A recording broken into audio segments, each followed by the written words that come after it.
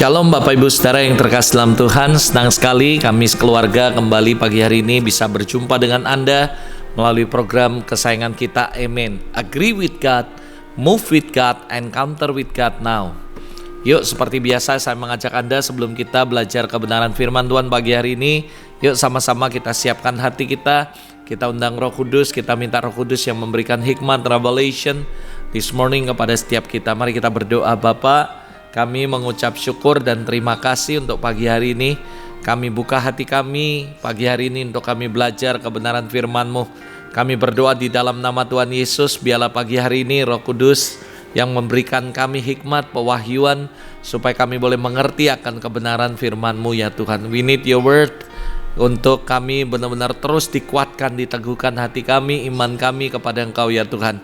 Aku berdoa Roh Kudus, sementara pemberitaan firman Tuhan ini dalam program Amin pagi hari ini kami serahkan, ambil alih semuanya, urapi hamba-Mu, urapi kami semua, biar kami hamba-Mu secara khusus bisa menyampaikan tepat seperti apa yang Tuhan mau. Terima kasih Bapak, terima kasih Tuhan Yesus. Para malaikat Orang Kudus lakukan bagian kalian, layani umat Tuhan dimanapun mereka berada, supaya mereka boleh mengalami Kristus secara nyata pagi hari ini. Melalui kebenaran firman-Mu, mereka boleh dikuatkan. Terima kasih Bapak, Roh Kudus, sekali lagi kami serahkan semuanya ke dalam tangan-Mu, bekerjalah pagi hari ini. In Jesus name we pray. Amin, amin. Praise the Lord. Puji Tuhan, pagi hari ini Bapak Ibu Saudara, saya mau menyampaikan sebuah kebenaran firman Tuhan dalam program Amin pagi hari ini dengan sebuah judul yaitu The Challenge, tantangan Saudara. Ini penting sekali untuk kita pelajari supaya kita bisa mengatasi setiap tantangan dalam kehidupan kita. Saya tahu dalam kehidupan ini ada begitu banyak tantangan yang harus kita hadapi, baik dalam pelayanan, dalam keluarga, dalam usaha, dalam pekerjaan kita, dan semuanya selalu kita akan menghadapi sebuah tantangan.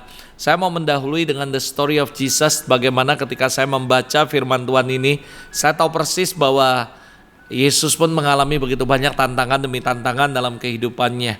Saudara, saya yakin sekali bahwa kesulitan dari berbagai kendala hadir, banyak sekali tantangan demi tantangan mungkin memberi warna dalam kehidupan Anda dan saya.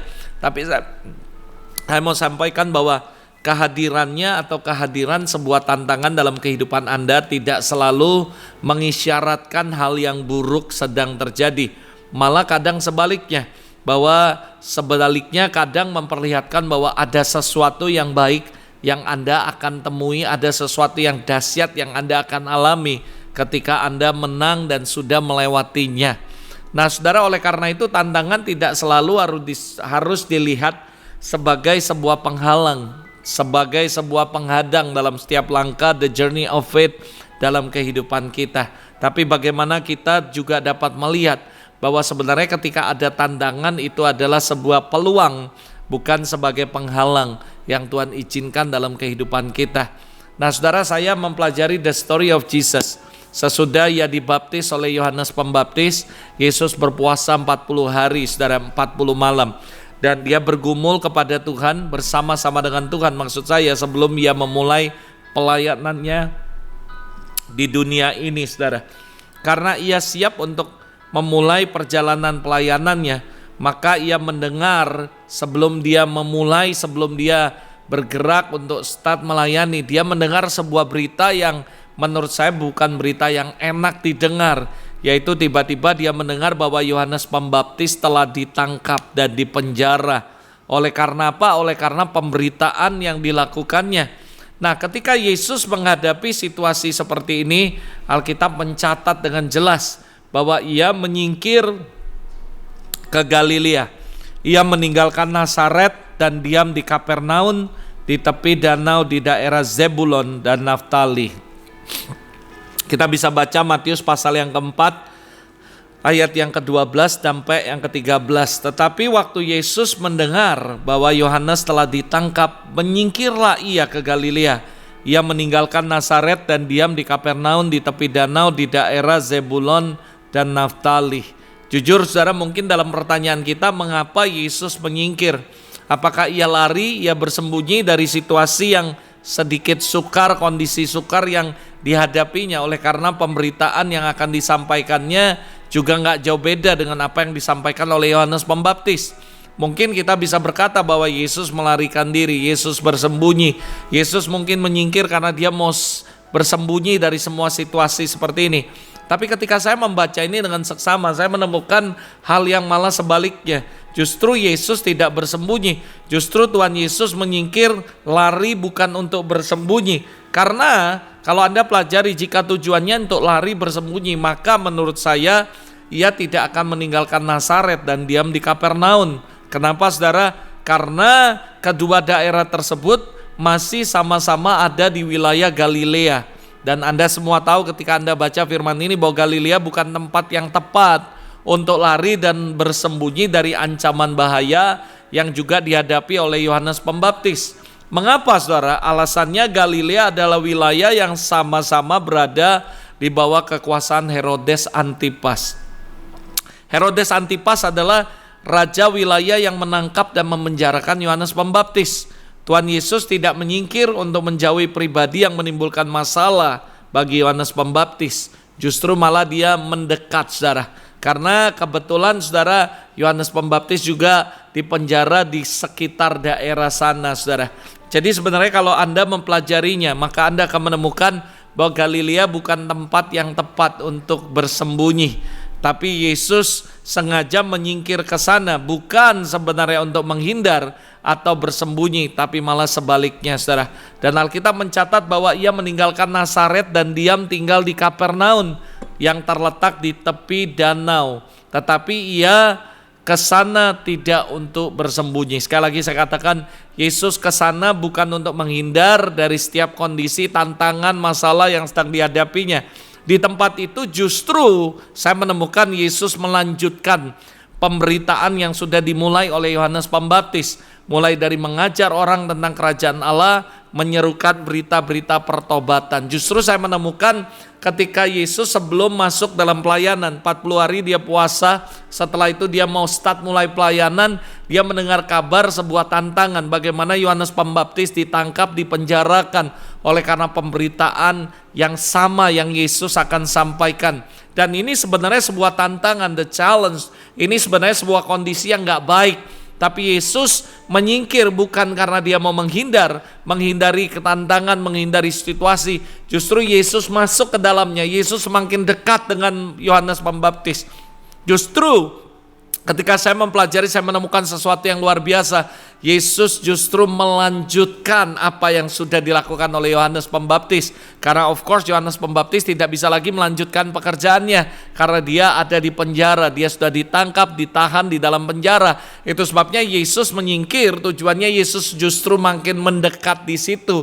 Dan seolah-olah saya menemukan bahwa Yesus melanjutkan apa yang sudah dibangun, apa yang sudah dikerjakan.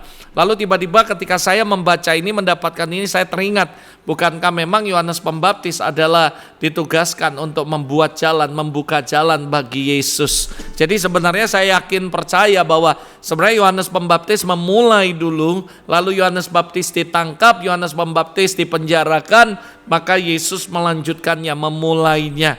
Dan Tuhan Yesus justru berkeliling dari satu tempat ke tempat yang lain. Ia mulai mengajar dari rumah ibadah kepada rumah ibadat, melakukan banyak mujizat, memanggil beberapa murid untuk menjadi muridnya dari sana. Justru ia menyingkir ke Kapernaum untuk melakukan pekerjaan pelayanan saudara. Jadi kondisi situasi yang mengerikan yang dihadapi oleh Yohanes Pembaptis tidak dilihat Tuhan sebagai sebuah penghalang untuk menghentikan langkah-langkahnya dalam memberitakan Injil Kerajaan Sorga. Justru sebaliknya, sebagai sebuah opportunity, sebagai sebuah peluang. Karena Yesus tahu Yohanes sudah memulai terlebih dahulu menabur, Tuhan Yesus tinggal melanjutkannya. Seolah-olah Yesus gak melihat sebuah tantangan bahwa Yohanes Pembaptis ditangkap, dipenjarakan. Tapi Yesus melihat tantangan ini justru menjadi sebuah peluang yang luar biasa. Dan Alkitab mencatat bahwa orang banyak kemudian berbondong-bondong datang mengikuti dia, saudara.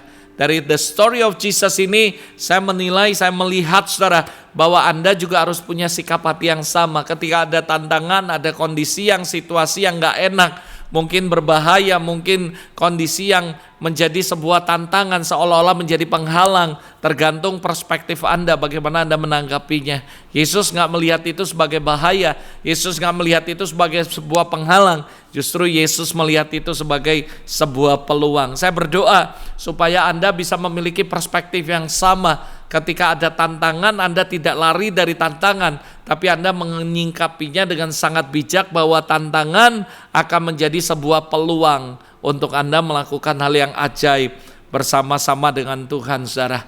Hal yang pertama, pendahuluan yang saya bagikan tentang the story of Jesus ini, supaya kita bisa belajar sama-sama menyingkapi setiap tantangan dalam kehidupan kita. Nah, hal yang kedua yang saya mau mengajak Anda untuk kita belajar adalah tipe-tipe manusia dalam menghadapi tantangan hidup, saudara. Nah, saudara, di dunia ini ada sebenarnya 3 tipe manusia yang menghadapi tantangan. Bagaimana sikap mereka, bagaimana model mereka, saudara. Yang pertama adalah, saudara, orang bodoh, saudara. Orang bodoh melihat tantangan hidup, dan ketika dia mengalami tantangan, dia kecewa. Dia nangis, nyalakan orang lain, mencari kambing hitam, putus asa, dan lain-lain, saudara. Jadi ini yang pertama, ketika ada orang-orang yang menghadapi tantangan. Ini golongan yang pertama adalah golongan orang bodoh, saudara. Matius 7:24, Anda bisa baca, saudara, Matius 7, 24, 27. Ada 2 macam orang, saudara. Ada orang bodoh dan orang bijaksana. Saya menemukan bahwa ada tipe-tipe orang bagaimana ketika mereka menghadapi tantangan dalam kehidupan mereka, saudara. Yang pertama, orang bodoh. Ketika orang bodoh menghadapi tantangan, dia kecewa, nangis, nyalain orang lain, putus asa, dan marah dan sebagainya, saudara. Nah, saya tambahkan dari kejadian dari Matius 7, 24, 27, cuma ada 2 tipe. Saya tambahkan satu lagi, yaitu orang biasa. Nah, orang biasa ini yang ketika melihat tantangan hidup dan ketika dia mengalami tantangan, dia hanya bisa pasrah di tengah masalah, mencoba menjalani hidup yang tanpa arah dan tidak jelas. Dalam pakai istilah rohaninya mereka bilang ngeflow, saudara. Saya percaya kita harus flowing in the spirit, tapi enggak semuanya, saudara. Ada hal-hal, kasus-kasus tertentu seperti ini, saudara. Saya percaya bahwa orang biasa gitu, dia menganggap masalah yang dihadapi pasrah aja lah. Saya juga enggak bisa berbuat apa-apa, pasrah aja lah. Dan mereka pasrah menjalani hidup tanpa arah yang jelas. Dan mereka pakai istilah ngeflow supaya kelihatan rohani, padahal karena mereka benar-benar gak tahu mau kemana, ngapain, dan sebagainya, saudara. Nah, yang ketiga adalah tipe orang modelnya bijaksana, berhikmat, atau berkemenangan, yang melihat tantangan hidup. Ketika dia mengalami tantangan hidup, dia menjadikan itu sebagai sebuah kesempatan untuk belajar. Ketika dia mengalami tantangan, dia menjadikan itu sebagai kesempatan untuk mengupgrade iman mereka dan juga mengupgrade seluruh potensi hidup mereka. Orang-orang berhikmat ini ketika menghadapi tantangan, dia menjadikan tantangan sebagai kesempatan untuk melihat kuasa dan mujizat Tuhan lebih nyata lagi dan dahsyat dalam kehidupannya. Nah, Anda termasuk golongan yang mana, saudara? Apakah orang bodoh, orang biasa, atau orang berhikmat, saudara? I hope Alkitab berkata Matius 7, maksud saya 24 sampai 27, ada 2 tipe manusia dikatakan, satu orang bodoh, satu orang berhikmat, saudara. Orang yang berhikmat yang mendengarkan firman Allah melakukannya, dia seperti orang yang membangun rumah di atas batu, punya fondasi yang kuat. Sementara yang satu membangun rumah di atas pasir, itulah orang bodoh. Nah, saya tambahkan di tengah-tengah satu lagi tipe manusia, itu biasa, yang pasrah dengan nasib, pasrah dengan keadaan, dan gak tahu mau buat apa, saudara. Sehingga mereka berkata dengan alasan rohani sekali bahwa mereka ngeflow dan sebagainya. Nah, saya gak tahu, saya tidak menghakimi, tapi saya mengajak Anda untuk mereflectionkan dalam kehidupan Anda tipe orang yang mana?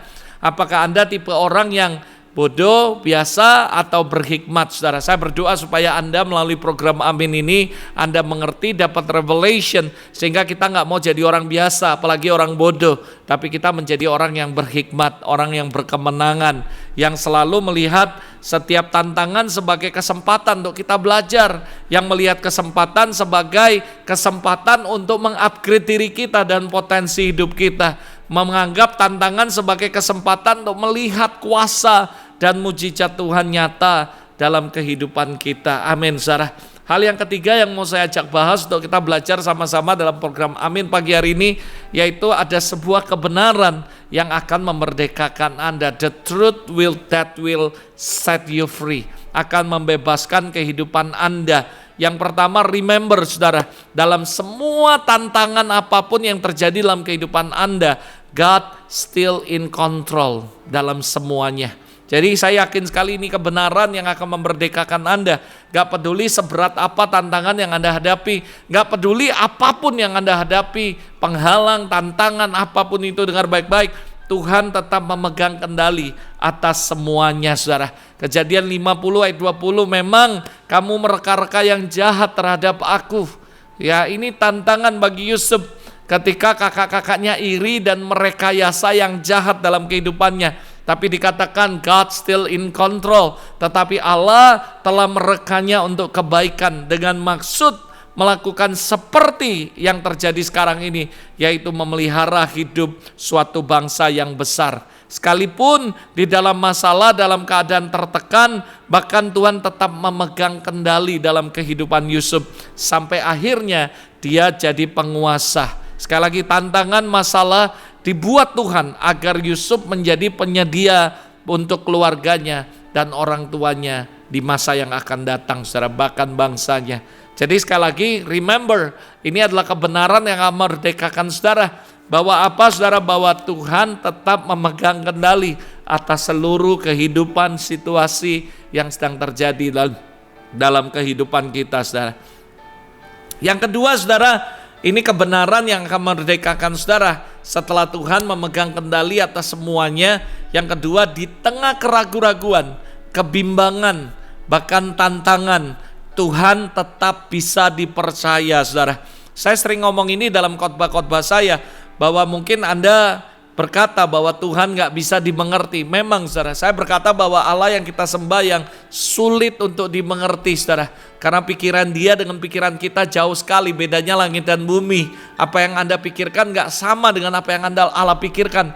Tapi one thing saya tahu dan saya yakini bahwa sekalipun dia sulit untuk dimengerti, tapi dia sangat bisa dipercaya. Sekali lagi, Allah memang sulit dimengerti, tapi dia sangat bisa dipercaya. Mungkin Tuhan gak bisa dimengerti, kita berkata, ya betul, tapi dia sangat bisa dipercaya saudara. Jadi ayo terus kita percaya bahwa setiap tantangan dalam hidup kita, kita bisa atasi bersama Tuhan Yesus yang memberi kekuatan kepada kita. Sebab Ia menyediakan masa depan yang penuh dengan pengharapan. Jadi sekalipun Anda sedang menghadapi kebimbangan saat ini, keraguan-raguan atas keberadaan Tuhan di tengah proses tantangan yang Anda sedang alami dalam kehidupan Anda, terus stand on the word of God. Anda tetap terus pegang firman Allah, berdiri di atas firman, bahwa sekalipun tantangannya begitu berat, bahkan Anda gak bisa ngerti apa yang sedang terjadi, tapi percayakan hidupmu kepada Allah. Dia bisa sangat dipercaya. Dan Anda pasti ingat sebuah lirik lagu berkata, God is too wise to be a mistaken. Saudara, dikatakan Tuhan itu terlalu bijaksana untuk membuat sebuah kesalahan. God is too good to be unkind. Lalu so when you don't understand, kalau Anda nggak ngerti, when you don't see His plan, ketika Anda nggak melihat rencananya, rancangannya dalam hidup Anda, when you cannot trace His hand, bahkan saudara Anda nggak bisa melihat tangannya, memegang tangannya sekalipun saudara, but trust His heart, percaya hatinya. Karena sekali lagi saya katakan bahwa Allah memang susah untuk dimengerti, tapi Dia sangat bisa untuk dipercaya saudara. Yang percaya katakan amin. Saudara, yang keempat, yang terakhir yang saya mau sampaikan, bagian yang keempat adalah bagaimana cara kita menghadapi tantangan saudara. Jadi saya mulai dengan the story of Jesus, bagaimana Dia melihat sebuah tantangan sebagai sebuah peluang saudara. Lalu yang kedua, saya mengajak Anda untuk belajar bagaimana di manusia ini ada beberapa tipe manusia saudara. Salah satunya orang bodoh, orang biasa, dan orang bijaksana. Saya berdoa orang yang berhikmat supaya Anda menjadi orang yang berhikmat. Lalu saya bagikan sebuah kebenaran yang akan memerdekakan Anda. Bagaimana dalam situasi tantangan apapun, God still in control. Lalu dalam setiap kesulitan, dalam setiap kebimbangan, keraguan, Tuhan tetap bisa dipercaya, sangat bisa dipercaya. Nah, bagian yang keempat yang saya mau ngajak Anda, yuk gimana caranya supaya kita bisa menghadapi tantangan dalam setiap kehidupan kita. Yang pertama, saudara, hadapi tantangan of course by faith, dengan iman yang teguh di dalam percaya dan pengharapan kepada Allah, saudara. Daniel 3 ayat 17-18 dikatakan, jika Allah kami puja, Allah yang kami puja sanggup melepaskan kami, maka Ia akan melepaskan kami dari perapian yang menyala-nyala itu dan dari tangan-Mu ya Raja. Tetapi seandainya tidak, hendaklah Tuanku mengetahui ya Raja, bahwa kami tidak akan memuja dewa Tuanku dan tidak akan menyembah patung emas yang Tuanku dirikan itu. Saudara, Anda tahu ceritanya, story daripada Syadrak, Mesak, Abednego. Ada sebuah kejadian yang mengerikan. Tiba-tiba dia disuruh menyembah patung yang didirikan oleh Raja Nebukadnezar. Lalu saudara, mereka menolak. Lalu mereka berkata dengan tegas bahwa jika Allah yang kami puja sanggup melepaskan kami, maka Dia akan melepaskan kami. Tapi kalaupun tidak, kami tidak akan menyembah patung yang Tuanku dirikan. Mereka tetap percaya dengan teguh dan tetap berharap kepada Tuhan, sekalipun tahu konsekuensinya, resikonya besar yang mereka akan hadapi, yaitu masuk dalam dapur perapian. That is faith, itulah iman, saudara. Jadi saya percaya dalam menghadapi tantangan seperti Syadrak, Mesak, Abednego, hadapi dengan iman yang teguh dan percaya bahwa pengharapan kita tetap di dalam Tuhan. Dia sanggup membebaskan kita. Syadrak, Mesak, Abednego dengan tegas berkata, kalau Dia mau, Dia bisa bebaskan kita. Tapi kalaupun tidak, dengar baik-baik, Dia tetap tidak akan melanggar apa yang sudah Dia lakukan kepada Allah, yaitu Dia tetap mau menyembah Allah, tidak kepada yang lain, termasuk patung yang didirikan oleh raja, saudara. Nah, saudara, ini adalah cara bagaimana kita bisa menghadapi tantangan. Yang kedua, saudara, hadapi tantangan dengan sikap positif dan bersyukur, saudara. Ayub pasal 1 ayat 21, ketika Ayub mengalami tantangan yang begitu berat, yang begitu mengerikan. Di ayat 21 dia berkata, dengan telanjang aku keluar dari kandungan ibuku, dengan telanjang juga aku akan kembali ke dalamnya. Tuhan yang memberi, Tuhan yang mengambil, terpujilah nama Tuhan. Lihat, Ayub menghadapi tantangan dengan sikap positif dan dia tetap bersyukur. Dia berkata, dengan telanjang aku datang ke dunia ini, dengan telanjang pula aku kembali ke dalamnya. Tuhan yang memberi, Tuhan yang mengambil, terpujilah nama Tuhan. Dia tetap bisa bersyukur dan dia tetap bisa bersikap positif sekalipun dia mengalami tantangan yang begitu berat sekali dalam kehidupannya. I challenge you, saya mengajak Anda, remind you, kalau Anda saat ini sedang mengalami tantangan dalam hidupmu, hadapi dengan rasa syukur, hadapi sungguh-sungguh dengan sikap positif dan tetap bersyukur sama Tuhan. Yang ketiga, saudara, hadapi tantangan sambil tetap mengendalikan perkataan. Kenapa penting, saudara? Penting sekali. Belajar dari story Ayub. Ayub pasal 2 ayat 10. Tetapi jawab Ayub kepadanya, engkau berbicara seperti perempuan gila. Apakah kita hanya mau menerima yang baik dari Allah, tetapi tidak mau menerima yang buruk? Dalam kesemuaannya itu, Ayub tidak berbuat dosa dengan bibirnya. Berbeda dengan istrinya. Istrinya mengkomplain terus, ngeluh. Bahkan sampai terakhir istrinya berkata, masihkah engkau bertekun dalam kesalehanmu? Kutuki Allahmu, mati, lalu mati. Saudara, dalam kita menghadapi tantangan, kita tetap harus bisa mengendalikan perkataan kita. Ketika kita sedang mengalami sebuah proses dalam hidup kita, tetap kita harus bisa mengendalikan perkataan kita.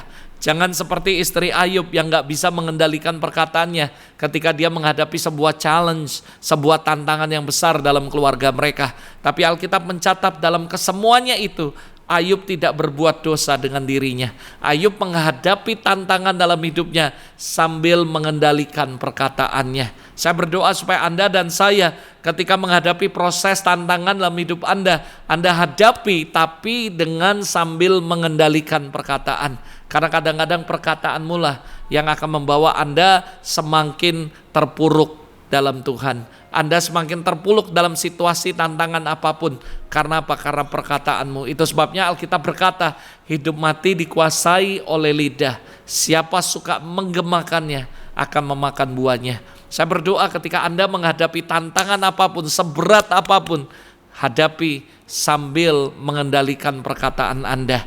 Yang keempat, saudara, hadapi tantangan sambil menggali pelajaran iman di balik sebuah tantangan. Saya yakin sih setiap tantangan yang Tuhan berikan ada pelajaran iman yang kita bisa dapatkan.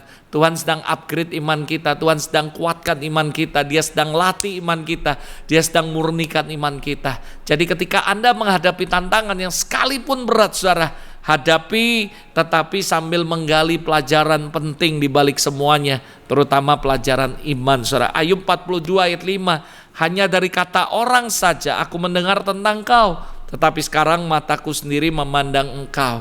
Dalam Amplified Bible dikatakan, I had hear of you only by the hearing of the ear, but now my spiritual eyes see you.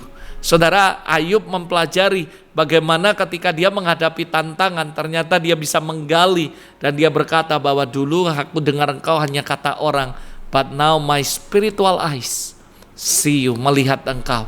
Jadi ada kemajuan iman yang terjadi dalam kehidupan Ayub.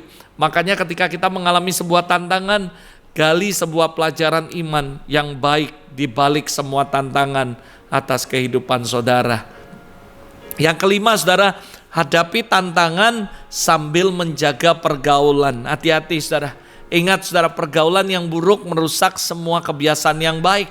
Daniel tetap menjaga pergaulannya dan bahkan hubungannya dengan Tuhan, sehingga ia tetap bisa stand firm on the word of God, dalam firman Allah, dan tetap percaya kepada Allah.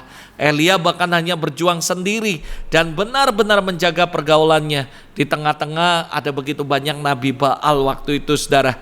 Bahkan bangsa Israel disuruh tidak bergaul dengan bangsa-bangsa musuhnya, bangsa-bangsa kafir dan sebagainya, karena mereka akan mencondongkan hati bangsa Israel. Bahkan Salomo pun sudah diperingatkan, tetapi dia melanggar dan dia membuka celah Mesir dalam kehidupannya, mengambil istri seorang Mesir, dan Alkitab mencatat bahwa istri-istrinya itulah yang mencondongkan hatinya kepada dewa-dewa, sehingga dia tidak melakukan apa yang Tuhan tetapkan, saudara.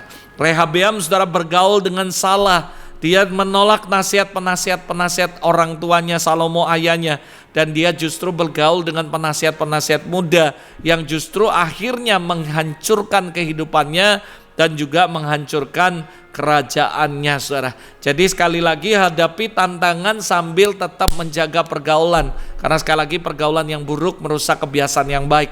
Mazmur 1 jelas berkata, jangan duduk di antara orang fasik, berkumpul dengan orang-orang pencemooh dan sebagainya. Saudara, kenapa? Karena saya yakin sekali ketika Anda menghadapi tantangan, Anda ketemu dengan orang negatif, maka saya percaya imanmu akan mati, imanmu akan lemah, karena mereka akan memberikan masukan-masukan yang negatif. Tapi ketika Anda menghadapi tantangan, Anda ketemu dengan orang-orang positif, merekalah yang akan menguatkan Anda, mengingatkan Anda bahwa Tuhan pasti bekerja, mengingatkan Anda bahwa Allah selalu baik, mengingatkan Anda bahwa Allah bisa sangat dipercaya. Jadi ketika Anda menghadapi tantangan, hadapi, saudara, gak usah lari dari tantangan, tapi sambil menjaga pergaulan, saudara. Yang terakhir, lalu saya akan tutup, saudara. Hadapi tantangan sambil memiliki kesiapan untuk berubah, saudara. Saudara, ketika tantangan terjadi seberat apapun, sebesar apapun, jangan lari. Sekali lagi, hadapi, saudara, tetapi sambil memiliki sebuah mental yang siap untuk berubah, saudara. Yusuf memang tidak pernah dipersiapkan dirinya untuk berada dalam kondisi yang tidak mengenakan. Bahkan keadaan itu terjadi begitu saja. Namun seiring berjalannya waktu, dia terus berjalan bersama Tuhan di dalam takut akan Tuhan dan integritasnya, saudara.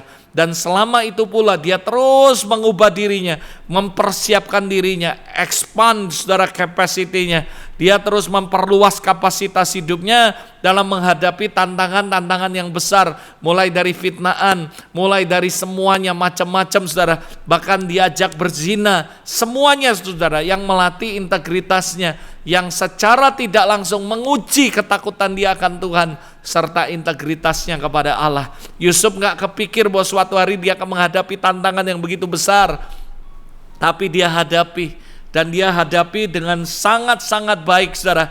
dan dia juga memiliki sebuah kesiapan hati untuk berubah, saudara.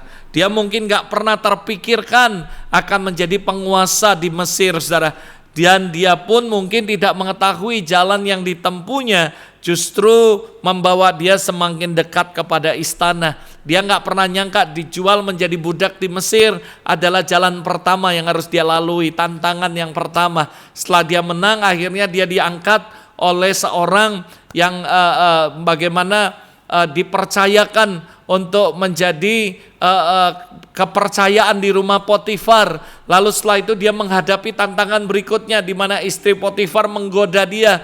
Dan dia menang, saudara. Lalu setelah dia menang, dia gak nyangka karena dia takut akan Tuhan, dia melakukan integritas, malah dia difitnah masuk penjara. Dia gak pernah nyangka bahwa penjara adalah jalannya menuju istana untuk ketemu dengan Firaun. Dan ketika di sana dia menjadi kepercayaan. Setelah menjadi kepercayaan, dia ketemu juru minum, juru roti. Lalu setelah itu dia dilupakan, saudara. Dia gak pernah nyangka, tapi dia selalu memiliki kesiapan hati untuk merubah dirinya menjadi lebih baik lagi. Sampai akhirnya di end of the day, dia dipanggil Firaun dan jadi penguasa yang ada di Mesir, saudara. Saya percaya kalau Anda sedang menghadapi tantangan apapun, hadapi sambil memiliki kesiapan untuk berubah. Sekali lagi sama dengan hal ini, dengan hal kita yang kita hadapi. Ketika ada tantangan di depan kita, terus persiapkan diri kita untuk setiap perubahan, setiap shifting yang Tuhan bawa, terus kita hadapi dengan siap untuk berubah. Upgrade semua hal jasmani, rohani dalam kehidupan Anda dan saya. Saya akhiri dengan sebuah kata, don't limit your challenge, but challenge your limit. Saya berdoa supaya Anda semua hari ini, yuk, tantangan bukan adalah sebuah hal yang mesti Anda hindari, tapi hadapi bersama-sama dengan Yesus. Saya berdoa semua tantangan apapun akan membawa Anda moving forward and to the next level of glory. Anda akan dibawa Tuhan semakin dahsyat mencapai tujuan Tuhan dalam hidup Anda. Mari kita berdoa sama-sama. Bapa Sorgawi, kami mengucap syukur untuk hari ini, untuk firman-Mu. Biarlah kami belajar dari kehidupan Kristus, tidak melihat sebuah tantangan, kondisi yang berat sebagai sebuah penghalang untuk kami melayani, untuk kami lebih baik lagi, lebih maju lagi. Tapi kami melihatnya sebagai sebuah opportunity, kesempatan untuk kami di-upgrade diri, untuk kami belajar, untuk kami benar-benar Tuhan terus semakin maksimal dalam kehidupan. Hari ini aku berdoa untuk setiap umat-Mu yang sedang menghadapi tantangan. Apapun Tuhan tantangan mereka, Tuhan Engkau ada bersama-sama mereka. Kami tahu Engkau sulit dimengerti. Seringkali Tuhan ketika kami menghadapi tantangan apapun dalam pelayanan, keluarga, keuangan, apapun Tuhan, kami gak ngerti Tuhan. Tapi biarkan kami tetap percaya. We trust you Lord. Sekalipun kami gak melihat, tapi kami percaya bahwa Engkau gak pernah merancangkan yang jelek dalam hidup kami. Semua tantangan apapun akan membawa kondisi kami semakin dahsyat bersama Engkau. Kami cuma minta satu, sertai mereka dalam setiap tantangan, dan mereka boleh keluar menjadi pemenang-pemenang bersama dengan Engkau. Bless your people in Jesus name. I speak life, I speak healing, breakthrough and restoration to all your people in Jesus name. Amin, amin. Puji Tuhan, sekali lagi, I just remind you this morning, hari ini sekali lagi ingatkan saudara, kalau ada tantangan jangan Anda lari dari tantangan, hadapi bersama Kristus. Saya percaya God will with you together dan membawa Anda menang menghadapi semua tantangan dalam hidup Anda. God bless you and see you next week dalam program Amin berikutnya.